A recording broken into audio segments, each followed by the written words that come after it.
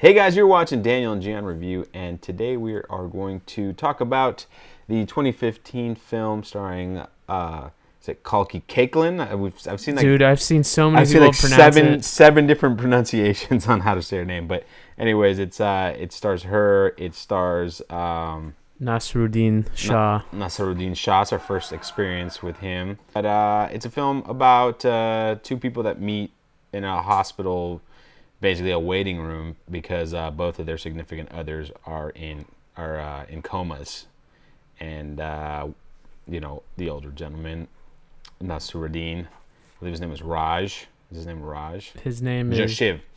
Yeah, his name's Shiv, and her name is Tara. Shiv and Tara. Shiv's been there. His wife has been in a coma for 8 months, and Tara's husband was recently placed in there after a terrible car accident. Definitely felt like an indie film, which is fine. And you just kind of see these two characters build a relationship through their different stages of grief together as they're trying to figure out what to do with their significant others and how to process it. And yeah, man, how about you take a stab at it? What'd you think? It didn't impact me, I guess. Maybe because we didn't get any introductions to the people who are in the comas. So Right. You're only building one side of the relationship. So the fact that they're already there, you kind of have to put a lot of your own self into the situation. But was that what the movie was about? I mean, the movie for me was about two people who were in this terrible situation and how they're dealing with it. Like it also. Well, to me, it didn't show how they were dealing with it. It showed anger, a lot of anger for sure.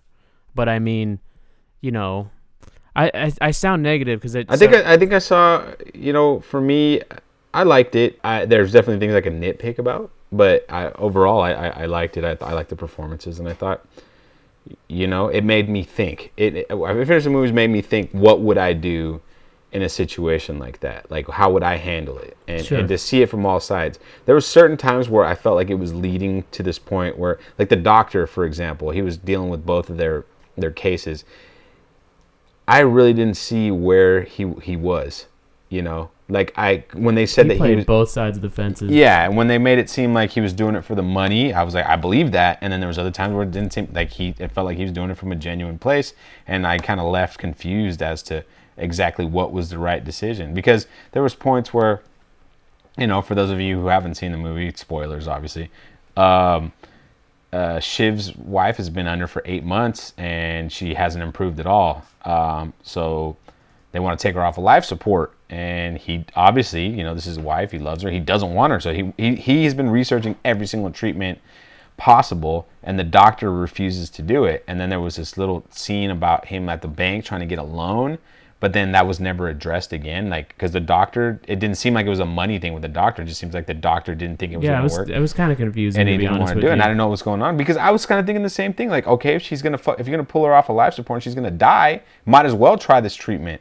It's not like you're not gonna get paid for doing it. Yeah, exactly. And then the guy was like, you're gonna make her suffer even more. Like, what the fuck? Like, it's not your job, yeah, really. and that's not your job. But then when it happens to her, yeah, when on the flip side, exactly, when she's like, what, I don't want him to suffer. I don't think this is gonna be good. He's like, it's not your job. Yeah, it's not your right. Yeah, and it was like he's young. His own philosophy is like, he was willing to save a life, the one life, no matter what cost, no matter what quality of life he was going to have, because basically the other younger doctor told her, there's a good chance that he's never going to be the same person. He's going to be, and then she sees the person in the wheelchair crying at the elevator, where there's a good possibility that that's what you're going to have. You're going to have basically, a vegetable. Yeah, a meat bag, that can make some noises and whatnot. But for the most part, it's not just his quality of life; it's her quality of life. Both their lives are going to go to shit because you have an invalid. Yep. So I think she had a valid reason. Like, hey, is this thing worth it? Well, I mean, see, I mean, if we're going to talk about debate as to what you do with it doesn't matter what conversations you can have. I mean, that's not because once you're in there. Yeah, but that's the review. But what I'm saying is this is what this movie made me think of. No, it yeah, really sure. sparked like debate inside myself and I think it did a great job of that. I think that was the point of the movie, to really like No, I agree. put you in the situation. I guess my where thing you're gonna is I felt like this was a 3-act structure movie. Like to me, it didn't scream independent. This felt like.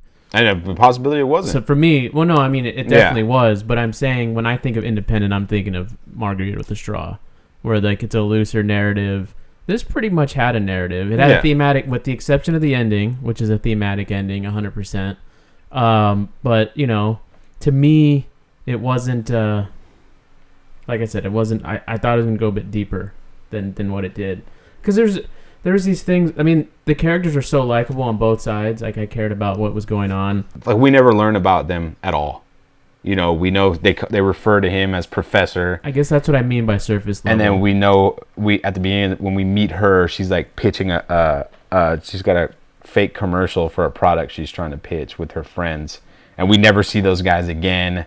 And then the friend that we do see later in the movie, we like you see her for a little bit. I guess again, that's what I mean by surface like level. there's people it's that like, just kind of pop in and out, but we never like really make a relationship with anybody outside. It hits its themes perfectly well. They're deep. You can have the philosophical questions without a shadow of a doubt are answered. Even just hitting on grief and the stages of grief and all that stuff, it nails it all. For me, though, it's just like, okay, the character development, the insides, the motivations between both of them, besides just being there for the other person. You know? Yeah. But you know what I was going to say though is they're so likable that weird things that happen in the movie don't seem weird at all. What I mean by that is like when he shows up at her hotel, that's pretty fucking weird. I mean, regardless of any situation, doesn't matter. Oh yeah, they're both in the hospital. If I was in the hospital, my wife was in a coma. Oh, I'm a woman. I have to be a woman because that's the actual situation. If I'm the woman and my husband's in a coma, and some older man finds me in a hotel room, I'm probably not going to invite him in there. Now, people are going to say that's nitpicky. That's not a thing. But it definitely stuck out to me where I was like, she's not even going to remotely like, hey, what are you doing here? How much of that do you think has to do with Western culture, our westernized, this whole Me Too movement we have right now, like all this stuff like that's going on here in the States? How did he find, like, on a human level, like, how did you find me? I understand you're stressing and you're on your grief so much you don't ask that question. I mean, but maybe that's not a little bit weird from a random stranger. Like I said, maybe like we don't know. Like he knew what hotel she was at, and all he did was ask at the front desk, "Hey, what room is so and so in?" I know. I think that works in a movie. I mean, you could do that in real life, though. You can ask. I know, and that's weird. To me, that's weird. Weird. It's. Again, it didn't ruin the movie. I'm just saying, like, I'm complimenting the film because they're so likable that you overlook a weird occurrence. I get it. I just feel like it's not that weird. Like, people make deliveries. Like, would you go over to if you were in the same situation? If some like random dude that I didn't know, but by this point they had already made friends. They had already kind of. Yeah. Well, they had it just leap of faith here, but I feel like they had already established a sort of relationship. He wasn't there for creepy purposes either. It was genuine concern because he knows what she's going through because he was there 7 months ago or whenever 8 months ago. I don't know. I didn't even think about it. I didn't even consider it because I feel like it's a human thing to do. I don't know. For me, it stuck out. It's weird. Look at it this way. If I was in a coma, you know what's and weird? I found out my wife I'm gonna be honest had with some you. old man over. You know what is weird? What would be weird for me is if that should happen in California, because Californians are not like that. Californians stick to their own shit. At least in the big city here in LA for sure. People stick to mind their own business, and they would never like go and reach out. And even if they wanted to, they wouldn't because of that Not privacy. That far.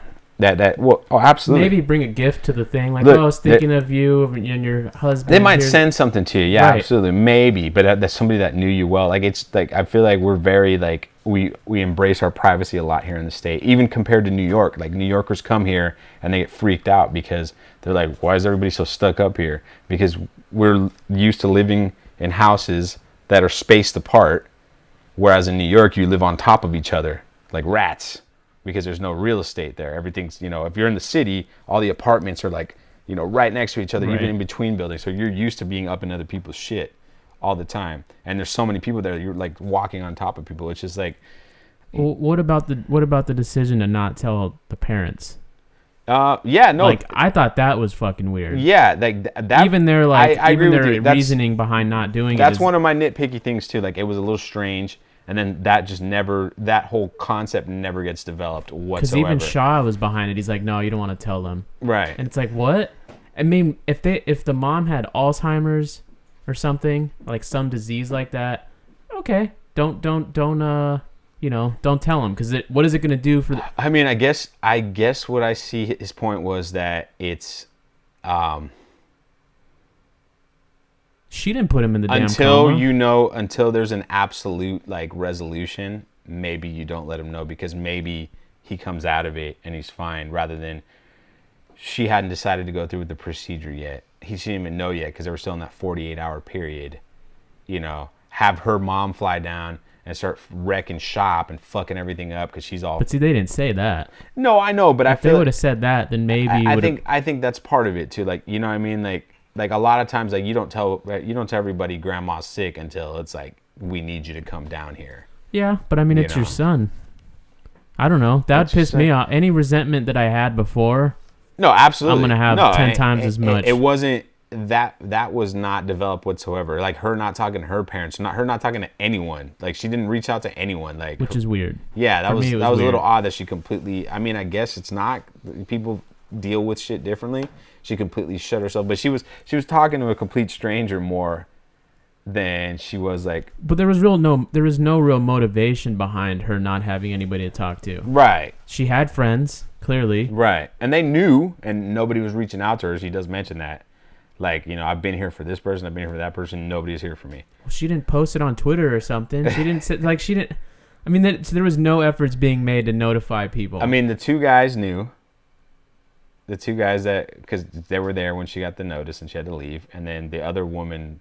I feel like she called her because she said she was going to come. The day she landed at the hospital, the woman said, yeah. And then she said, oh, wait, so-and-so, like, he's going to San Francisco, so I can't go yet, but I'll get there as soon as I can, kind of, It wasn't, I'll give you, it was not dealt with in the best way possible, for sure. Like, it felt tertiary, and they're like, yeah, whatever, we'll just throw this in there, but the main story, it doesn't affect our main story. Which to me would have been like, why even mention it at all? Yeah. That's my thing. Absolutely. Or just address it in the way that you just said, which would have been one quick exposition line, and I would have been like, okay, that makes sense. Yeah. You don't want her in here ruining these decisions. Like, it should be you. Yeah. I would have said, okay, I wouldn't even have questioned it.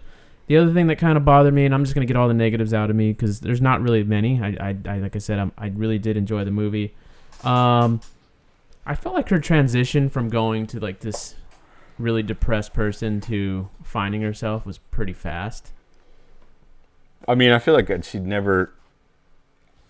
That was another issue I had. It felt like we were getting to a place where we were like starting to accept stuff, and then that final shot of them in the waiting room with that just somber look on both their faces. It's like every little bit of progress you made is completely gone. There was no progress. It was weird circumstances that got them both there. Yeah. Well, she made the decision, or she didn't make the decision. Right, but it wasn't. It didn't wrap it up in a nice little bow. It just kind of. It felt like they went nowhere. It felt like they like I said, if they had made any progress, the progress disappeared with that last shot for me. Well, I mean, it did, because he pulled her off the life support and she wasn't dead, which is a development where you're like, oh. Well, she was trying to breathe on her own. She didn't die. We didn't see her die. We don't know what happened. We don't know. That's we don't know what happened. Made it that way on purpose, just so we can have this conversation right now. Which people would say that's the hallmark of a great movie, because you leave the audience with an ambiguous ending that you can continue the conversation. I think that's a little bit of a cop out because it could have easily written one. She either died or she didn't. Yeah. No, I mean, it kind of left me angry. I wouldn't say angry. It left me angry. I'm not going to be ashamed to say that. I would say maybe like with a case of blue balls, Yeah, angry. Not angry, more disappointed. I get angry when I get blue balls. Well, that's why you're a rapist. That's not I didn't say I act out on my anger. Yeah. What's the difference between being angry and disappointed? It's the same thing. No, angry, like you're upset that like you feel like they owe you something. They don't owe you something, What's the difference between anger and disappointment? Anger and disappointment is like you're disappointed that you didn't get something that you thought you were owed. Like, man, this sucks. not cool. I'm not. But you're not like pissed off, like you fucking bitch. Where the fuck I are didn't you? say. I just said I didn't act. Well, that's how it comes across when you say you're angry, man. Upset. Yeah, it sounds like you kicked her out of your house. Like you got to go home. Like you got to go. Sorry, you got to go. Okay, we won't go there then. Too many things come out about people. I'll just keep quiet. But no, those are my things. I what I did enjoy though is I did like how I felt like the way they handled the whole grief thing. Like I felt like his character was a good angel for her. Yeah. Kind of told her the ropes. Like, oh, this is gonna happen. You know, the doctor's gonna say that this 48 hours are like everything that he said happened ended up happening. Here's some sleep, because that's real. I mean, their chemistry was real. I know it's real because I've experienced it.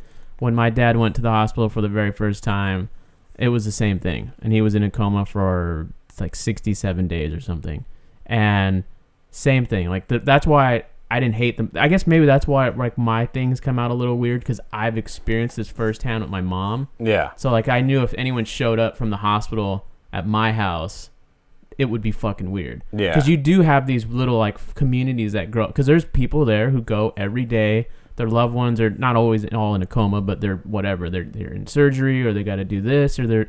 So you're actually meeting people. You're getting familiar with the nurses. Like all that stuff's real. Like that was all on point.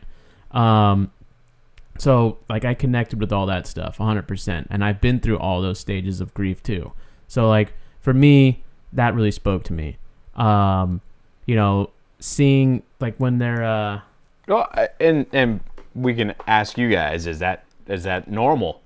Would that happen? How would you guys feel if someone you met at the hospital like showed up at your hotel room? Well, I'm past that. I'm just saying that I'm complimenting I'm complimenting the other stuff. That's what I'm just saying. Maybe that's why I felt a little weird about it. Yeah, I've lived through it. Because you've experienced it. Yeah, and it would be weird. But the other stuff was all on point. I mean, it's not as the process isn't as expedited as that. Right. There's no such thing as the first 48 hours. Like, I mean, there is. I'm not saying there's not, but it all depends on what you're dealing with here. You know, because we don't really know why she's still in a coma, like the wife. I know they said she had a stroke, but it must have been a severe stroke that it was, you know, the life support must genuinely just be there. There must have never been a hope to begin with, and he's just waiting out. Because when my dad was put into a coma, they put him in one. Medically induced coma. And but so if whatever happened to her led her to being put into a coma, I mean, she was probably a lost cause from the beginning. But you know, it brings up the philosophical debate: is that really the problem? Because my thing is, I don't care. I said this earlier. I don't care what I discuss with someone. I'm not one to pull the plug. I don't believe in it. I just don't. I think it's stupid. I don't believe in like putting animals down. I also think that's dumb because it's the same fucking thing. Like I've never comprehended like, oh, you know, little Rocket is sick, we need to put him down, or whatever. Like he can't walk anymore. He can't do any.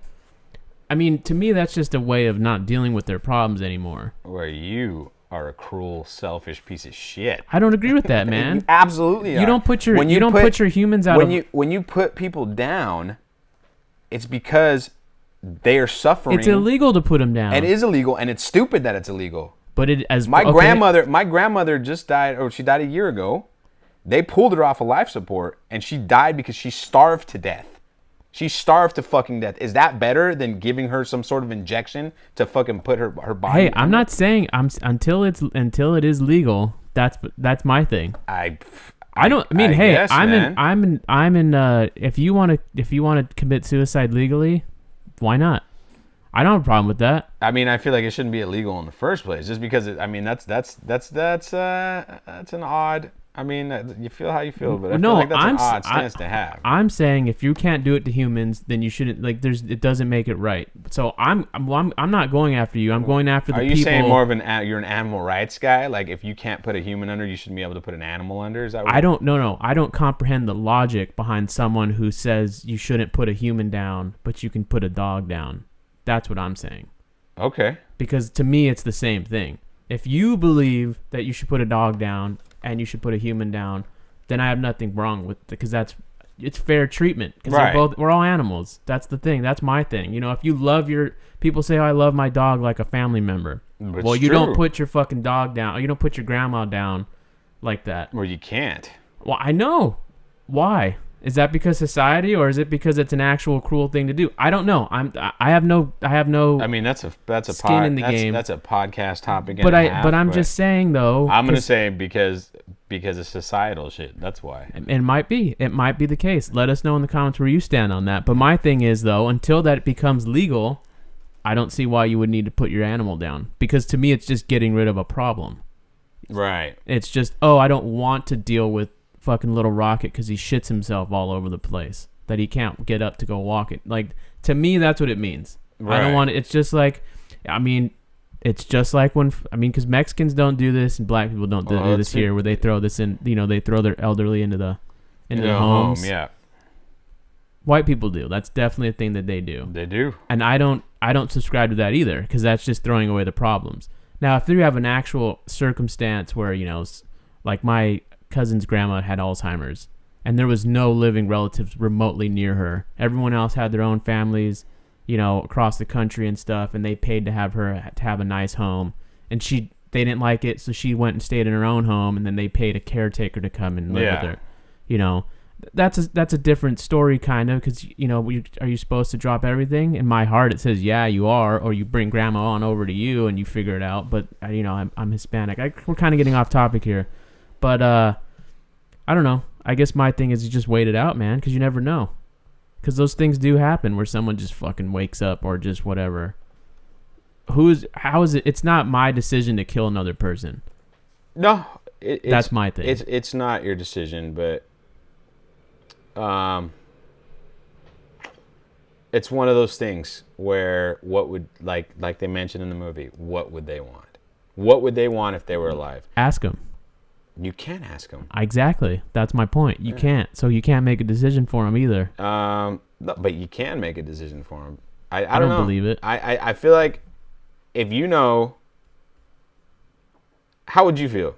Just ask yourself. And I feel like everybody should feel this way. If you had a bad accident where you were gonna be fucking dead, pretty much. Other than, you might be able to chew your food a little bit or something. Where you were a vegetable, would you want to be a vegetable? What if you were conscious in a vegetable, but you couldn't signal anything? Yeah, but what if someone told me, hey, in 5 years we might be able to restore vegetative state people? I mean, there's that chance that you take, I think the issue becomes, and this is all philosophical here now. Now we're not even talking about the movie, but it is what it is. If you ingrain that in society now, that you should just pull people off the plug and that's just the way you should approach it, then people, when the technology finally comes, they might already be to a point structured to the point where no, you just dispose of them. Hey, you know what? That's fair, and that's something that the movie could have addressed in itself. The doctor could have said, hey, you know what? He might not be the person he was now, but the way technology is, there could be a future treatment in the next couple of years, or there is a treatment, or it could have expanded on that, because that is real. Because you could go to other countries that are working with stem cell stuff and creating different things that we don't know about. I mean, that's my thing. It's Joe Rogan. I had no idea this guy in Panama is doing whatever the fuck he's doing. To Mel Gibson's dad, fixing people left and right. Like, I'm like fucking lightweight trying to save money to send my parents down there and get their shit fixed. It's 100%. Like that's there's stuff like we don't have access to because because pharmaceutical of the Bible companies. Well, not the Bible. The stem cells just has to do with the pharmaceutical companies. It also has to do with Bible thumpers, because when stem cells were first hitting the market, the way they were from fetuses. Yeah, that's what it was. Right. People were saying, "Oh, you're aborting fetuses specifically to get the stem cells." Because the stem cells a guy in Panama is using don't come from fetuses. They usually don't anymore. That's usually not the best stem cells are the ones that come from your own placenta. Right. And then you can recreate them now, and now they're creating. I mean, my point is, we're reaching a point in science where holding on might actually do you benefit. I mean, speaking to Joe Rogan, he always talks.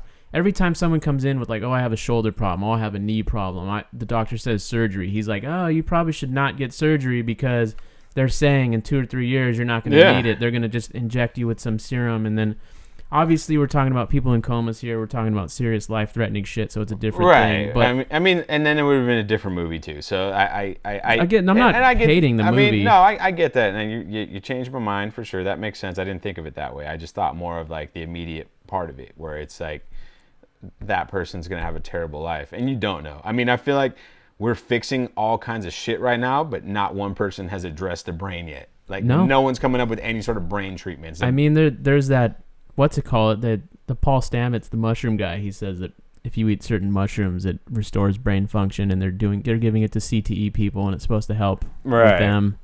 But that's the thing. No one wants to study mushrooms either in this country. Yeah.